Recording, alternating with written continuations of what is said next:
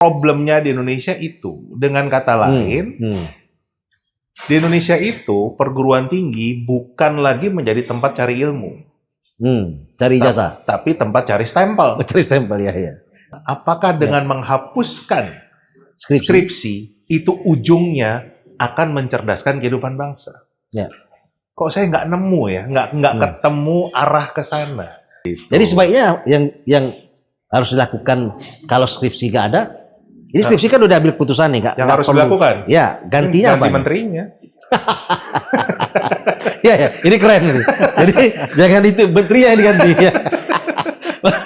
Kalau dibikin tagline-nya Merdeka Belajar, merdeka dari mananya gitu. Apa yang dimaksud dengan merdeka itu? Narasinya apa kan itu? Ya betul pertanyaan itu. Jadi kayak merdeka, apanya yang merdeka? Kita dipaksa seperti robot. Semua harus mengerti, semua harus bisa, semua harus lulus. Punya cita-cita Indonesia maju, bonus demografi, Indonesia emas itu. Ada Indonesia cemas. Iya. Yang ada bencana demografi. Kan kelihatan keren. Wah, sekarang skripsi. Ya kan sekarang nggak perlu pakai skripsi. Atau lama-lama nggak perlu pakai kuliah, bisa sarjana kali. Bisa jadi begitu. Iya.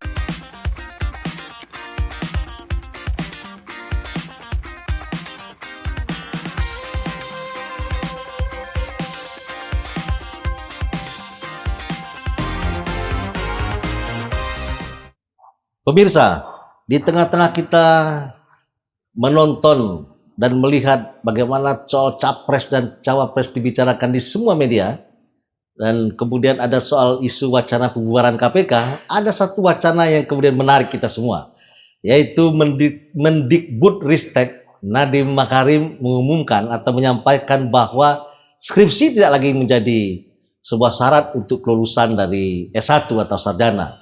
Nah, hari ini untuk membahas ini kita mengundang Presiden atau BEM Mahasiswa Indo Esa Unggul ya.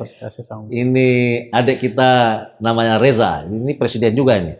Bukan presiden 2024. Nah, kemudian selamat datang Mas Reza. Ya, memenuhi undangan kita. Kemudian ada Mas Indra, pengamat pendidikan. Nanti kita minta komentarnya melihat pernyataan Mas Nadiem ini yang menurut saya sih ini menguntungkan dan mungkin dari kacamata lain juga bisa merugikan. Nanti kita bahas. Selamat datang Mas Indra. Terima kasih. Di podcast Politik Taktis. Nah, untuk yang pertama kita tanya Mas Reza nih. Sebenarnya nggak skripsi ini nggak wajib untuk jadi sarjana?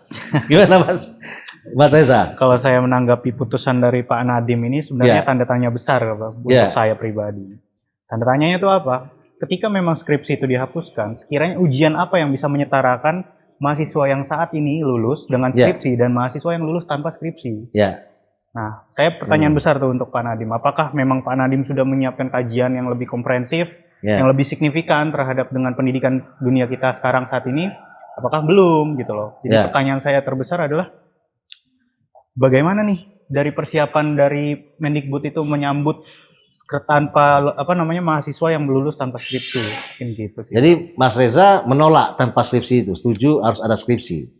Kalaupun saya dibilang menerima ataupun menolak, saya pikir tidak. Saya menjelaskan secara narasi saya menerima atau menolak. Saya di sini lebih ke arah mempertanyakan dulu kenapa putusan itu bisa terjadi, mungkin gitu. Latar belakangnya ya? Ya betul. Dan kajian-kajian apa saja yang sudah disiapkan sama Pak Nadiem ini loh. Sehingga alasan itu bisa disampaikan sebelum keluar statement tentang itu. Betul gitu. Karena kan pada hakikatnya kalau kita melihat skripsi ini kan biasanya penelitian ya Mas ya.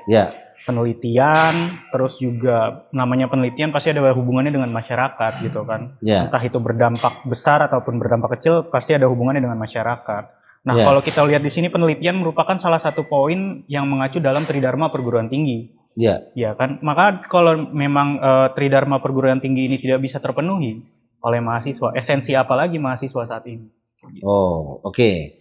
Tapi gini, Mas Reza, kan faktanya hari ini skripsi itu juga nggak mempengaruhi bahwa memudahkan mencari pekerjaan misalnya. Satu. Yang kedua, tidak juga misalnya jadi jaminan bahwa dengan skripsi itu menunjukkan bahwa mahasiswa itu kemudian menjadi mahasiswa yang betul-betul dianggap berkualitas misalnya, kan? Kemudian dunia usaha juga, kalau kita daftar pekerjaan nggak ditanya itu skripsinya bagus nggak misalnya, kan nggak juga, Betul. ya? Karena makin lama kan kayak seperti di Eropa, misalnya di Amerika, yang orang lihat itu adalah kemampuan, lu bisa apa, ya, lu menguasai bidang apa, sehingga itu yang lebih dihargai daripada sekedar skripsi misalnya, gitu. Nah, menurut Mas Reza gimana itu? Tetap perlu juga? Kalau saya dibilang tadi skripsi tidak mempengaruhi dunia pekerjaan, mungkin ada benarnya. Tapi di sini kita lihat, kalaupun ditanya nanti saat mahasiswa bekerja, impact-nya adalah skripsinya berkualitas atau tidak. Kalaupun berkualitas, saya pikir itu punya impact yang besar nanti ketika di dunia pekerjaan. Misal saya di dunia teknologi ya. Saya dari Fakultas Ilmu Komputer, jurusan Teknik Informatika. Saya di sini membuat, misalnya skripsi saya membuat masalah artificial intelligence, kecerdasan buatan, bagaimana memprediksi nanti ketika mahasiswa itu akan lulus tepat waktu atau tidak. Nah itu kan nanti bisa dijangka panjang lagi ya. Terutama di dunia pekerjaan nanti ketika saya mau melamar sebagai AI engineer gitu kan. Tentu kan itu jadi satu portofolio saya juga gitu. Itu maksudnya melatih mindset cara berpikir mahasiswa. Kalau dia bikin skripsi, dia cari solusi, dia cari persoalan, kan gitu. Betul. Dan kalau mau melihat juga skripsi kan sebenarnya bukan kita yang nyari masalah. Tapi skripsi adalah kita menyelesaikan masalah dengan solusi yang kita punya. Mengetahui ada masalah, bagaimana cara menyelesaikannya. Betul. Oke. Mas Indra. Ini kan sebagai pengamat pendidikan, apakah pendidikan di luar negeri juga mewajibkan skripsi? Karena anak saya 5 tahun kuliah di Perancis, memang kuliahnya kuliah fashion. Itu dia nggak bikin skripsi, tapi membuat kayak laporan pekerjaan aja. Apa itu? Portofolio kali ya? Bikin apa, photoshoot, project. Dan itu dipaparkan kepada sidang gitu. Bahwa saya punya project ini, begini. Dan kemudian dia nggak lulus, selesai. Jadi nggak ada harus bikin skripsi kayak kita di Indonesia. Di luar negeri apakah kayak itu juga atau memang penting skripsi ini? Saya kuliah tahun 94. Mulai ya. Kebetulan kuliah di Amerika dan memang di kampus saya tidak ada kewajiban untuk membuat skripsi. Itu jadi, fakultas apa itu? Bidang apa? Bisnis. Tapi di kelas-kelas atas, kelas-kelas semester 5 ke atas, ada hampir 8 sampai 10 mata kuliah yang mewajibkan saya harus membuat academic paper. Jadi seperti kayak anak saya tadi, academic paper. Iya, dengan kata lain ya kayak bikin 8 sampai 10 skripsi. Lebih parah lagi. Jadi tidak hanya satu tugas akhir gitu ya, tapi betul-betul dan semua academic papernya itu harus bisa dimanfaatkan, harus nyata, kontekstual, jadi nggak bisa ngarang. Itu kalau kita perbandingannya dengan ada di luar negeri. Nah, kalau kita tarik ke Indonesia, problem di Indonesia menurut saya bukan masalah tadi yang Bang Rio sampaikan, kepake nggak ini skripsi. Tapi problemnya adalah memang banyak skripsi yang dibuat itu kualitasnya dipertanyakan. Malah nyuruh orang bikin. Nah, belum lagi yang nyuruh orang. Sekarang itu bahkan bisa pakai ChatGPT bikin skripsi itu. Gitu ya? Iya, tinggal mau bahas apa langsung ChatGPT keluar. Gitu. Jadi problemnya di Indonesia itu, dengan kata lain, di Indonesia itu perguruan tinggi bukan lagi menjadi tempat cari ilmu, cari ijazah, tapi tempat cari stempel. Cari stempel, ya kan? Nah, kalau kita permasalahannya itu, kemudian solusi dari pemerintah menghapuskan skripsi, ini ibarat orang sakit kepala tapi dikasih obat cacing. Jadi sakitnya apa, obatnya apa? Yang gatal tangan kiri, yang digaruk tangan kanan. Nah, kurang lebih seperti itu. Jadi kalau buat saya sampaikan di berbagai media juga, apapun yang dilakukan oleh pembuat kebijakan bidang pendidikan, ujungnya harus mencerdaskan kehidupan bangsa. Karena itu perintah konstitusi. Nah, mari kita kaji bersama, apakah dengan menghapuskan skripsi itu ujungnya akan mencerdaskan kehidupan bangsa. Ya. Kok saya nggak nemu ya, nggak ketemu arah ke sana. Karena yang terjadi justru malah tadi yang disampaikan adik kita ini, lulusan kita nggak diajarkan untuk berpikir yang sistematis, untuk membuat sebuah narasi. Ya. Jadi kalau kita bicara karya, kan harus ada narasinya, supaya tidak berhenti di satu kepala, bisa diseminasi ke banyak pihak dalam bentuk tulisan. Itulah yang disebut, makanya setiap undang-undang harus ada naskah akademiknya kan? Jadi setiap kebijakan harus ada naskah akademiknya. Itu kan dikaji dulu. Itu kan narasi. Dan itu harus dilatih pada generasi muda kita untuk menyusun narasi tersebut. Kalau sekarang dihapuskan kan ibaratnya kita bikin undang-undang, tapi nggak ada naskah akademiknya. Dan sepertinya banyak terjadi sekarang nih. Kenapa nggak tiru di Amerika misalnya? Kalau skripsi ini kan di ujung, syarat kelulusan. Kenapa nggak bikin misalnya kayak apa Mas Yuda di Amerika, setiap mata kuliah, beberapa mata kuliah tertentu itu ada academic paper. Mungkin itu ganti skripsi maksudnya dari saya sepakat seperti, tapi kan di sini hanya dihapus saja gitu. Memberikan pilihan untuk boleh milih skripsi, boleh milih proyek, boleh milih prototipe. Itu yang sekarang kebijakannya kan begitu. Kalau diserahkan kepada kampus masing-masing. Diserahkan pada kampus. Kalau saya katakan itu justru kurang. Jadi mau bentuknya proyek, mau bentuknya prototipe, harus ada narasinya, harus ada tulisannya untuk mendampingi itu. Jadi nggak bisa hanya bikin produk aja, terus tanpa narasi. Jadi kan harus dimulai dari sebuah ide, ya kan? Ide itu muncul dari sebuah problem, ya kan? Ada problem, kemudian muncul, oh solusinya begini, kemudian kita buktikan dalam bentuk narasi, kan?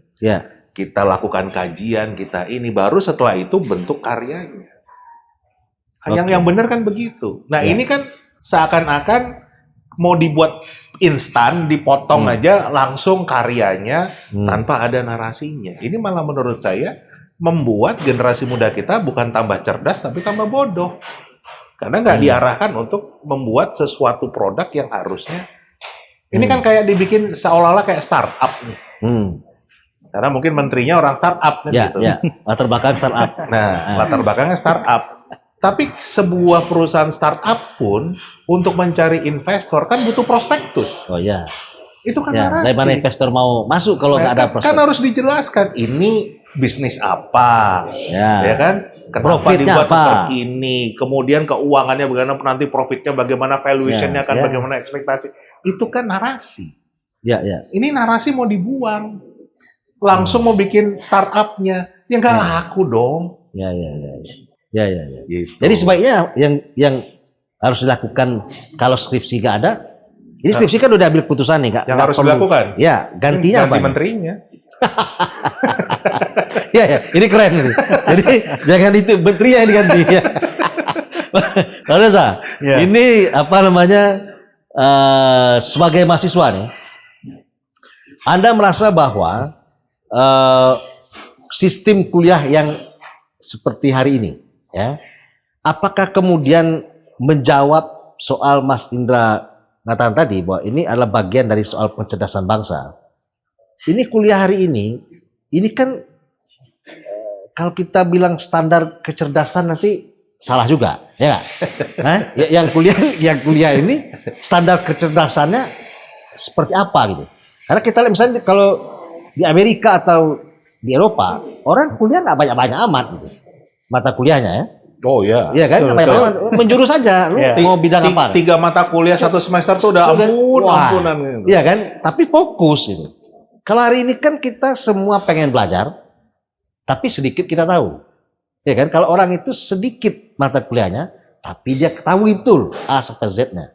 Jadi menurut Mas Indra yang hari ini sedang kuliah, ditambah hapus skripsi, ditambah kemudian beban mata kuliah yang cukup banyak misalnya. Apakah memang dianggap sistem kuliah di Indonesia ini sudah mumpuni misalnya, udah oke lah kuliah. Begitu keluar ini memang ini gua nih sarjana S1 pantas untuk dinilai bisa apapun gitu.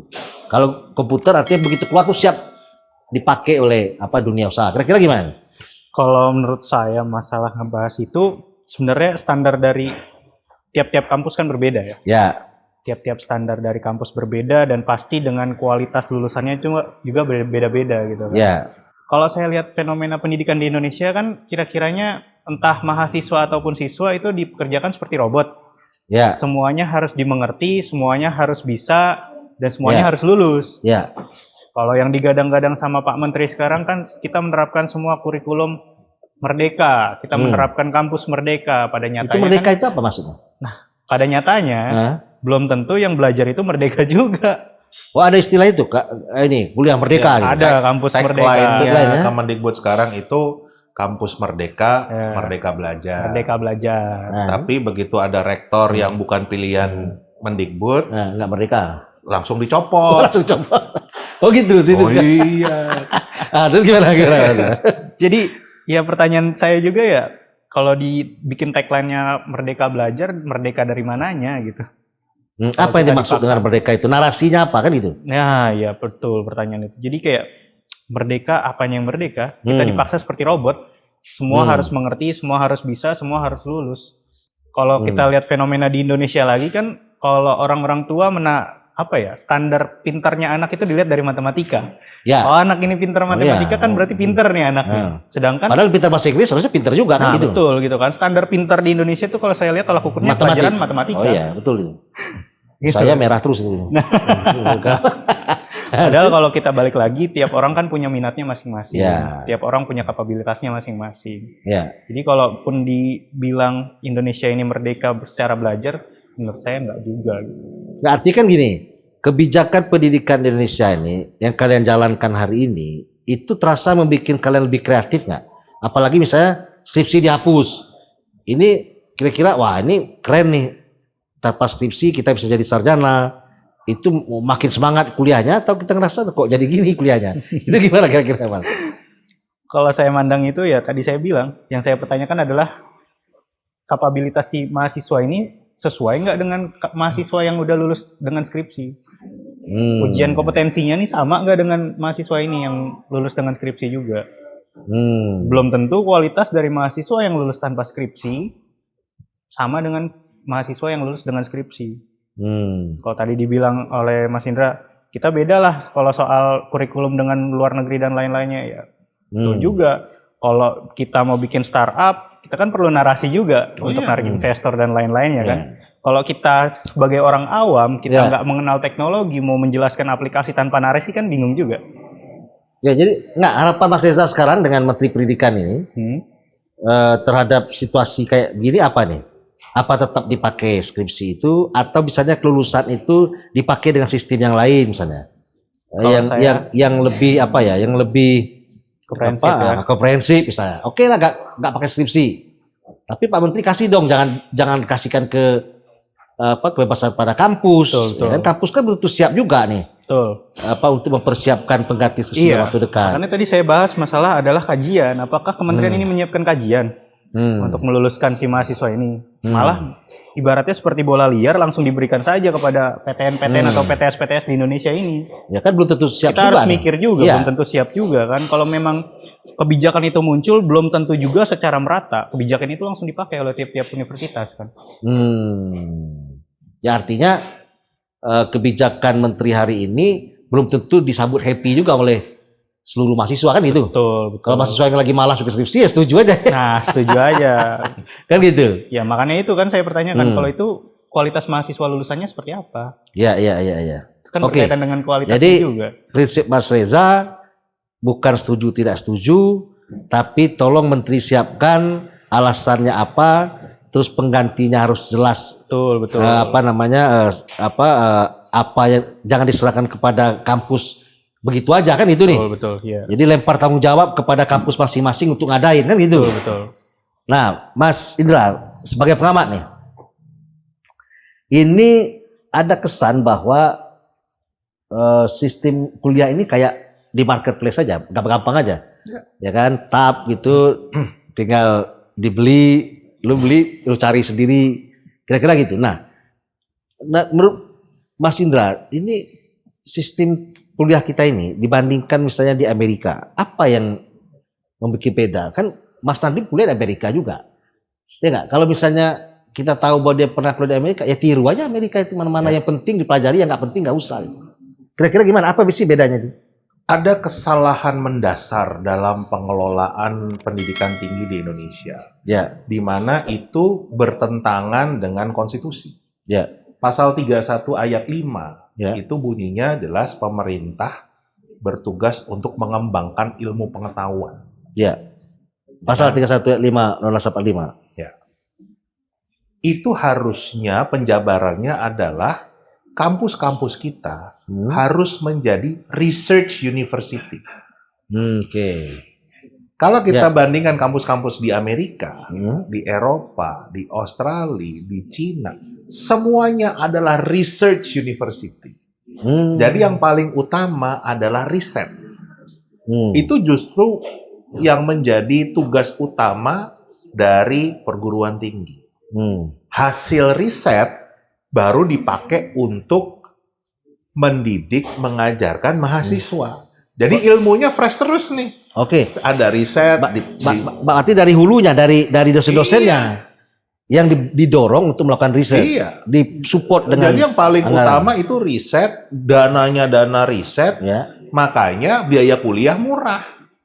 Oh, oke. Kan pengelolaannya begitu. Iya, iya, Sedangkan kalau kita nggak punya satupun research university di situ. Semuanya teaching university. Termasuk universitas terkemuka ini. Semua itu teaching university. Karena saya banyak ngobrolnya dengan para guru besar. Iya, Mereka baru, iya benar juga ya, kita tuh nggak punya loh satu saja research university, semuanya teaching university. Ya, cuma belajar mengajar aja. Nah, problemnya dengan teaching university, ilmunya ngambil dari tempat lain kan? Iya, iya, iya. Bukan dikembangkan di Iya, kampus iya. itu. Iya. Mengadop ilmu ini Iya, pasti di researchnya di Amerika misalnya. Amerika, terus ngambil ilmu dari situ. Nah, Ya. kita kapan riset? Kita kapan mengembangkan ilmu pengetahuan? Oke. Ini kan problem pengelolaan pendidikan tinggi kita yang membuat ya ranking kita nomor 50 dari 50 negara kualitas pendidikan tinggi kita. Ranking universitasnya yang paling bagus di kita udah ratusan, 400 sekian kalau nggak salah. Dan itu mau punya cita-cita Indonesia maju, bonus demografi, Indonesia bohong emas itu. itu. Ada Indonesia cemas, Iya, iya, iya. yang ada bencana demografi. Dan Iya, kalau iya. kita lihat data BPS, justru usia-usia seperti adik kita Reza ini yang paling banyak Ya, generasi mengisi Z ini. pengangguran saat ini. Ya. Ya kan? Karena memang tidak didesain untuk bagaimana memecahkan masalah. Jadi semuanya teaching kan, diajarin semua. Tadi kan dikatakan kayak robot. Iya, iya, iya. Padahal harusnya dimulai dengan mengubah ini menjadi research universities. Hasil risetnya dipakai buat ngajar. Dan itu ilmu pengetahuan berkembang terus kan? Iya, iya. Karena yang diriset di Papua Beda akan dengan beda Amerika. dengan riset yang di Jakarta. Iya, iya. Tapi kita nggak punya itu sama sekali. Bahkan riset di Indonesia itu harus berhasil. Ya. Lucu lah kan di Indonesia tuh kalau nggak berhasil dianggap korupsi kan. Iya, iya, iya. Padahal riset itu namanya riset ya. Harus lebih proses. banyak gagalnya dong. Iya, iya. Yang namanya riset itu harus lebih banyak gagalnya daripada berhasilnya. Jadi sudah terbalik-balik dalam mengelola pendidikan kita secara umum, termasuk pendidikan tinggi. Jadi kita lihat kan problemnya nggak bisa diselesaikan secara mikro, tapi secara makro ini. Bagaimana betul-betul kita meluruskan jalan lagi sesuai dengan konstitusi dong. Ya. Kan panduan kita itu. Kalau tadi saya balik lagi, kalau kebijakan yang diambil bukan mencerdaskan, malah membuat bodoh, ngapain diambil? Kalau harusnya kita mengembangkan ilmu pengetahuan, tapi kita nggak mengembangkan ilmu pengetahuan, ngapain diambil? Tapi gini Mas Indra, saya ini kan kita pernah mahasiswa, ya nggak, ngamatin itu. Menteri-menteri ini kan pintar-pintar semua nih. Betul. Ya nggak, rata-rata sebelum ini Mas Anies misalnya.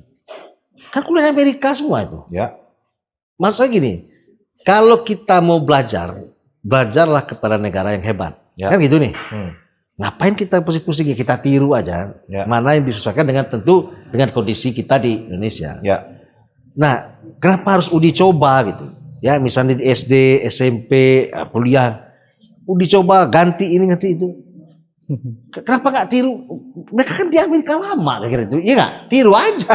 Mana yang cocok? Ah ini cocok nih. Nah, Kenapa nggak dilakukan? Kira-kira itu menurut Mas Indra apa? Kok jadi macet gini gitu? Problem utamanya kita belum pernah punya pemimpin baik di level nasional maupun di level daerah yang merasa pembangunan manusia itu krusial. Ya, Mereka semua lebih suka membangun benda. ya. Itu yang bisa dilihat, diukur keberhasilan. Karena semua kan ingin tiap 5 tahun kepilih lagi. Ya, Jadi kalau membangun manusia nggak kelihatan. ya. Tapi bangun kereta cepat kelihatan. Kelihatan. Ya. Ya, Kan? ya. Makanya lebih senang bangun yang seperti itu. Itu satu. Yang kedua, anak dari SD kelas 1 sampai SMA lulus itu butuh 3 periode. Anak SD sampai lulus SMA. Kan 12 tahun. Iya, iya, iya. Itu butuh 3 periode. Iya, 3 jenjang lah ya. Nah. Enggak, 3 periode 3 periode. pemilihan nih. Oh iya, maksud pemilu. Pemilu Oke, oke. Ya kan? Oke, oke, iya, Butuh 3 periode. Berarti kan udah lewat nih. Ngapain dia ngurusin sesuatu yang dia nggak akan berpengaruh Iya, kepake. dia cuma 2 kali. Dia cuma 2 kali maksimal. Jadi yang mendingan fokus ke yang dia bisa udah dipilih 2 kali selesai. Itu di daerah, di nasional pun seperti itu. Jadi kita memang butuh pemimpin yang melihat memang pembangunan manusia itu adalah esensial. Betul-betul yang dibutuhkan Indonesia adalah pembangunan manusia, bukan pembangunan benda. Ya. Kan lagu kebangsaan kita syairnya bangunlah jiwanya, Ya. bangunlah badannya. Ya. Bukan bangunlah kereta cepatnya, bangunlah ibu kotanya kan. Iya, iya, iya, iya. Oke, oke. Nah, kan ini harus kita ingatkan lagi, kita ingatkan lagi karena saya kok yakin segala macam permasalahan kita itu kuncinya adalah di pembangunan manusia. Ya, sumber daya manusia lah. Saya nggak suka nyebutnya sumber daya ya, karena itu kan kesannya jadi kayak menjadi bagian dari sebuah alat produksi. Oke. Ya. Kita justru butuh manusia tuh yang kreatif. Manusia yang betul-betul bisa membangun dari nggak ada menjadi ada, kan? Jadi bukan cuma bagian dari industri saja, bukan bagian dari sebuah daya. Gitu. Jadi membangun kualitas manusia Indonesia.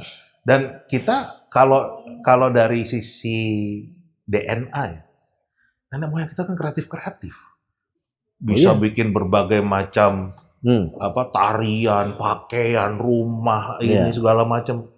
Tapi saya keliling Indonesia, saya minta dari ujung barat, dari Aceh sampai Papua, saya suruh gambar pemandangan, semua gambarnya sama. gunung. Kemana? Gunung 2. Oh gitu ya? Nggak kreatif kalau soal itu? Bayangin loh, dari Aceh sampai Papua, sekolahnya di tempat yang berbeda, tahunnya beda, sekolahnya beda, tapi suruh gambar pemandangan, bisa sama semua. Nah, itu kenapa itu? Ya karena sistem pendidikan kita yang justru membuat orang nggak kreatif. Tidak mendorong orang menjadi kreatif. Iya. Harusnya gimana nih harusnya? Menurut Mas Indra? Harusnya memang dibuat untuk mereka bisa menciptakan hal-hal yang baru. Bukan mencari jawaban. Sekarang tuh kan kita malah didorong untuk pokoknya harus milih yang ini, sedangkan yang itu salah. Nggak bisa dong. Ya.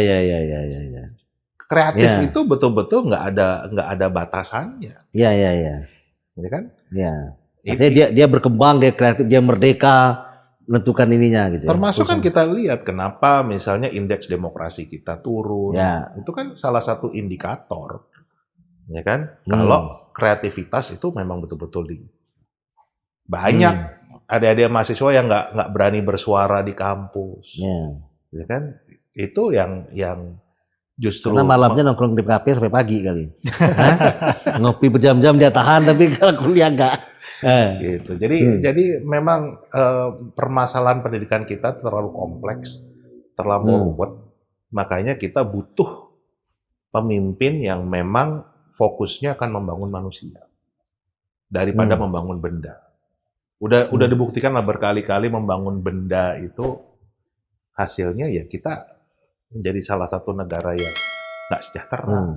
Banyak kekayaan alam kita yang malah banyak dieksploitasi, yang merasakan itu malah pihak lain, bukan rakyat. Itu kan bayangin aja.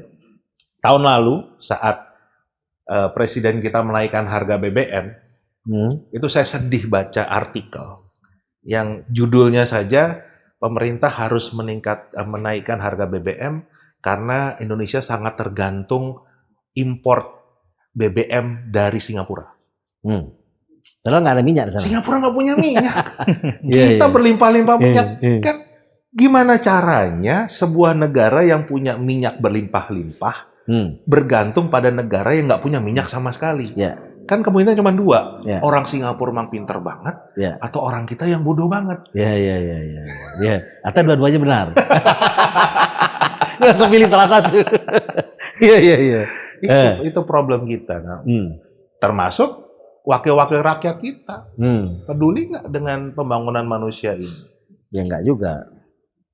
Gitu. Betul. Nah jadi gini, apa yang disampaikan oleh Mas Nadiem itu tidak menjawab pertanyaan soal kebutuhan pendidikan. Kira-kira gitu. Ya, karena ini kira-kira dampaknya apa ini kalau nggak ada skripsi? Apakah kemudian ini akan jadi lebih baik? Artinya oke lah kita setuju tapi ada yang lain, atau kira-kira apa sih maunya ini kalau nggak pakai skripsi ini? Kan harus ada goalnya nih. Dengan tanpa skripsi maka misalnya mahasiswa akan jadi lebih baik, akan cepat lulus misalnya. Atau gimana? Saya sih karena sampai hari ini juga tidak ada penjelasan akademisnya kenapa, saya menilai ya ini hanya kebijakan populis.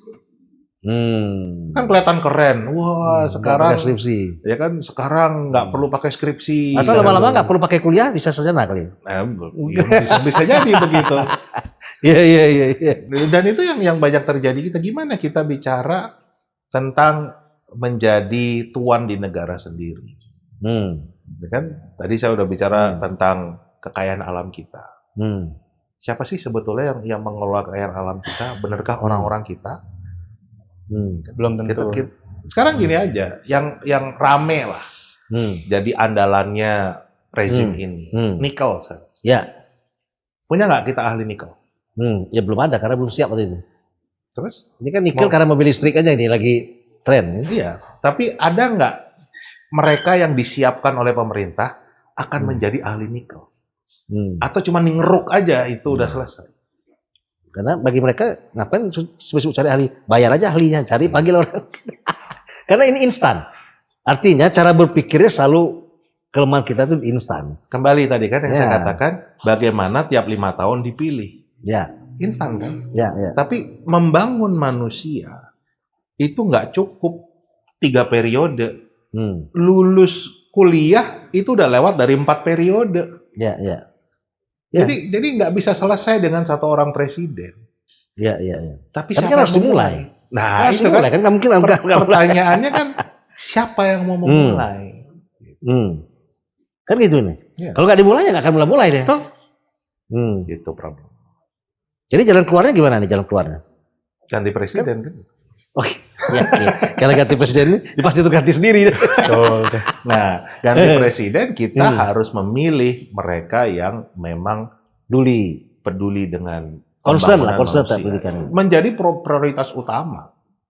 Karena itu yang dibutuhkan. Kita begitu kaya dengan kekayaan alam, tapi kita nggak mampu mengelolanya. Kenapa? Manusianya nggak kompeten.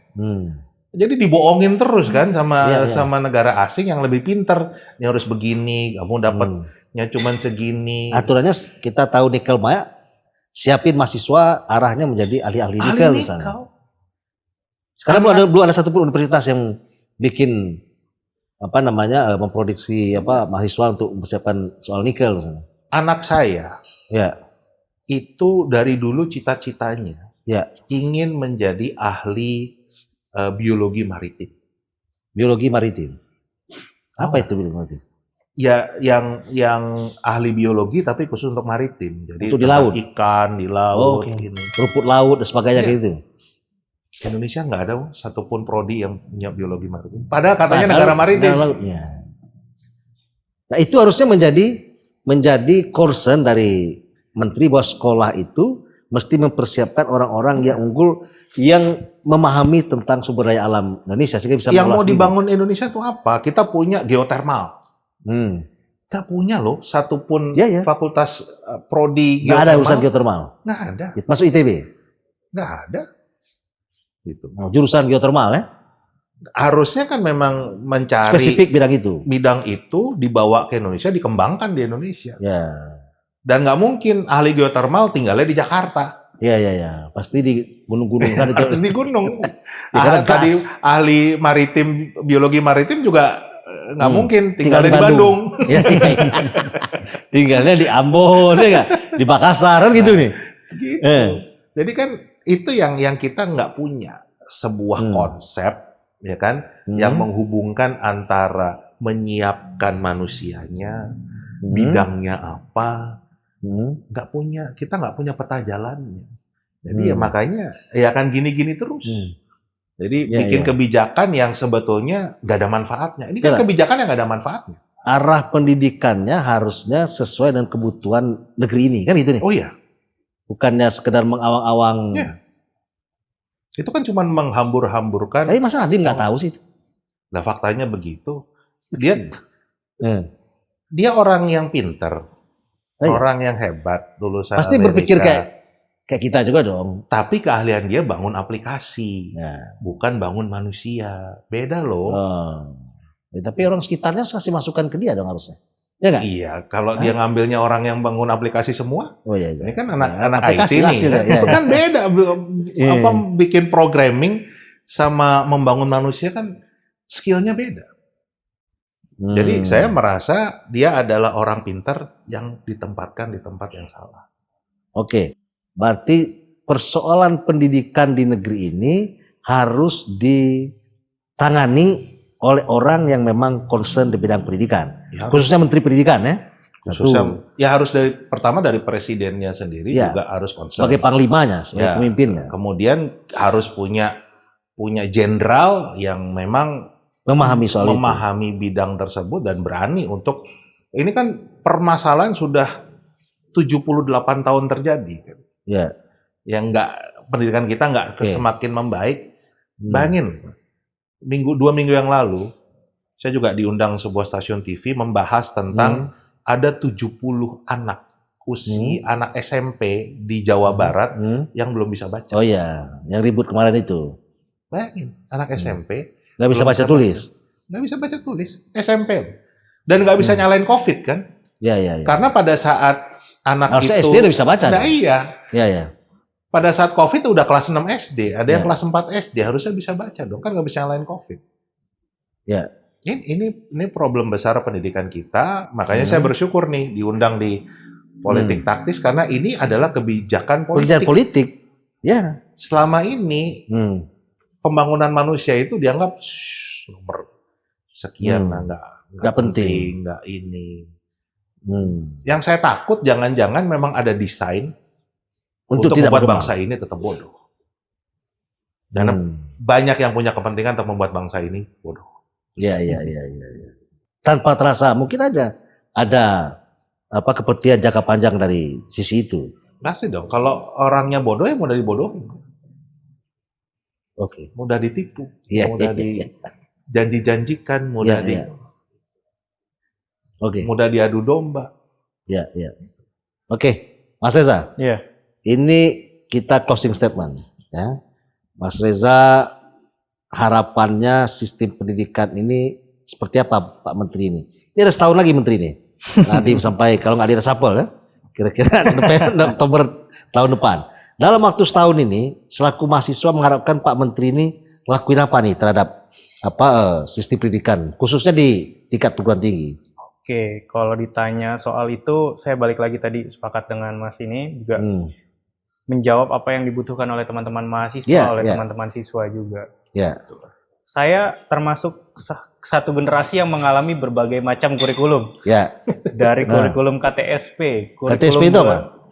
Kurikulum KTSP itu dari tahun 2006 kalau nggak salah. Kurikulum 2006. Itu SMA? Itu SD saya. Oh, SD. KTSP pertama, yang kedua kurikulum 2013. Berubah lagi? Berarti bukan 2004 ya? Kamu sekolah 2004, udah sekolah belum?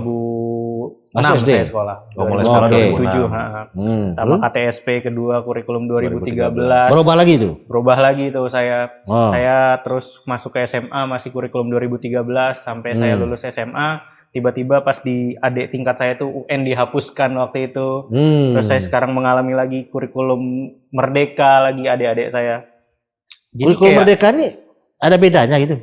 Kurikulum Merdeka kalau dilihat sekarang anak-anak SD, anak SMP, SMA itu menerapkan kurikulum Merdeka. Ya, enggak, maksudnya mata pelajarannya bedanya apa sama yang mata Merdeka? Pelajaran saya pikir sama, cuma caranya aja berbeda. Sama aja, ganti bukunya, ganti buku. Oh, ganti bukunya. Ganti cover bukunya, jadi kan bisa dijual lagi. Iya. Oke.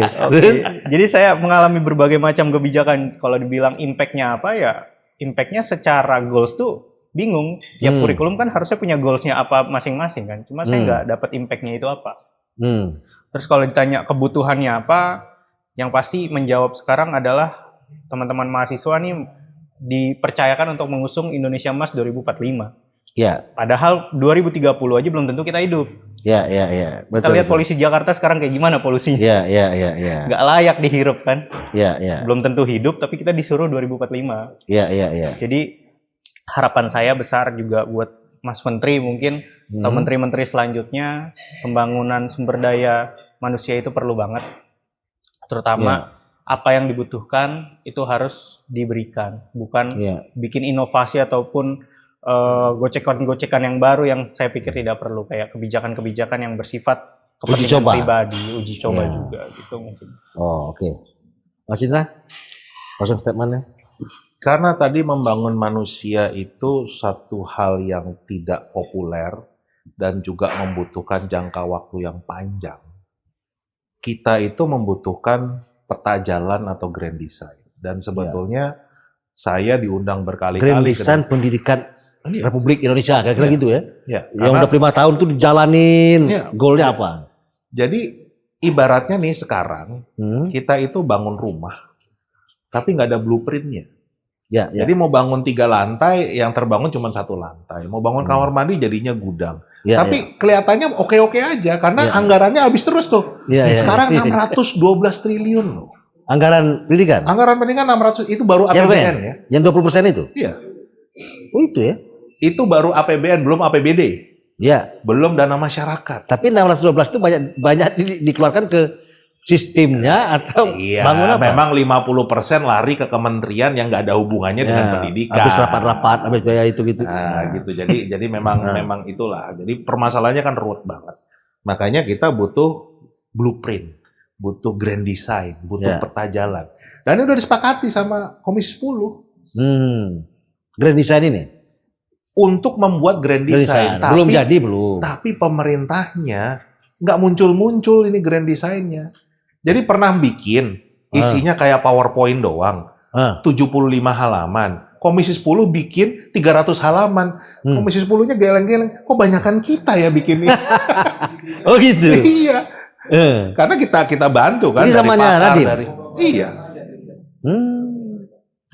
Jadi memang sepertinya ada keengganan untuk membuat grand design atau peta jalan ini, karena kan kelihatan yang tadi ngapain tiap ganti menteri ganti kurikulum kan kan balik lagi kayak kita udah nyampe sini udah bangun sampai atap balik lagi. kita bikin lagi fondasinya. Indonesia tuh diibaratkan dari SPBU, dimulai dari nol terus tiap ganti kebijakan ganti kepemimpinan gitu. Jadi kita harus bicara memang menyiapkan manusia Indonesia itu mulai dari belum lahir, ya kan, sampai nanti dia menjadi pekerja itu yang produktif, ya kan, usia produktif itu harus kita siapkan. itu kalau mau bicara betul-betul bonus demografi, bukan bencana demografi. Kalau yang sekarang kita lakukan itu bencana demografi. Orang data Bank Dunia tuh menjelaskan HCI kita, Human Capital Index kita, itu di angka 54. Itu urutan keberapa dari negara-negara ASEAN? ASEAN nomor 7. Kalau di dunia 90 sekian. Kita kalah dengan Vietnam. Jadi dari Malaysia dan Singapura tambah jauh. Jauh. Jadi presiden kita gembar-gembor bicara tentang kita cuma punya waktu 13 tahun. Nanti kita kehilangan momentum. Tapi manusianya nggak dibangun gimana? Kalau malah beliau sibuk mencari penggantinya, tapi manusianya nggak dibangun, ada langkah yang salah. Yang itu harus kita ingatkan. Soal skripsi ada atau enggak tadi, kita tidak setuju. Itu adalah bagian yang kalau sekarang menurut saya terus terang itu adalah kebijakan yang nggak ada manfaatnya. Secara langsung. Iya, nggak ada manfaatnya. Buat apa? Ada atau enggak itu nggak ngaruh. Iya, karena kita harus memperbaiki proses belajar. Tadi saya katakan pendidikan tinggi kita harus menjadi pusat riset. Baru hasil risetnya menjadi bahan ajar. Jadi urusan skripsi bukan hal yang hal yang mendasar gitu ya. Bukan hal yang mendasar untuk membenahi pendidikan kita kembali ke mencerdasan kehidupan bangsa. Jadi memang harus nyari orang-orang yang paham tentang pendidikan, tahu permasalahannya dan berupaya mencari solusi. Thank you Mas Indra dan Mas Reza sudah hadir. Pemirsa, majunya sebuah pendidikan akan menentu majunya sebuah bangsa. Kita ketemu di Politik Praktis minggu depan. Terima kasih.